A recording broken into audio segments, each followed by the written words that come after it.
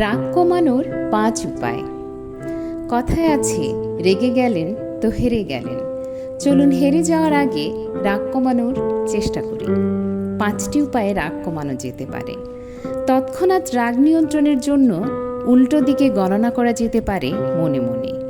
ফলে মনটাকে অন্যদিকে ব্যস্ত রাখতে পারবেন।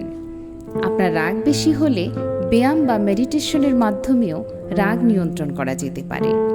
মনকে প্রশ্ন করুন, রাগের কারণটা কি? আসলে কি এই রাগের যুক্তি আছে? যার সঙ্গে রাগ করছেন তার ভালো দিকটা মনে আনার চেষ্টা করুন। রাগের সময় চোখটা বন্ধ করে কিছুক্ষণ গভীর শ্বাস প্রশ্বাস নিতে পারেন। এতে মস্তিষ্ক কিছুটা শান্ত হবে। অথবা ওই স্থান থেকে সরে কিছুক্ষণ হেঁটে আসতে পারেন। রেগে থাকার সময় চুপ থাকাই শ্রেয়।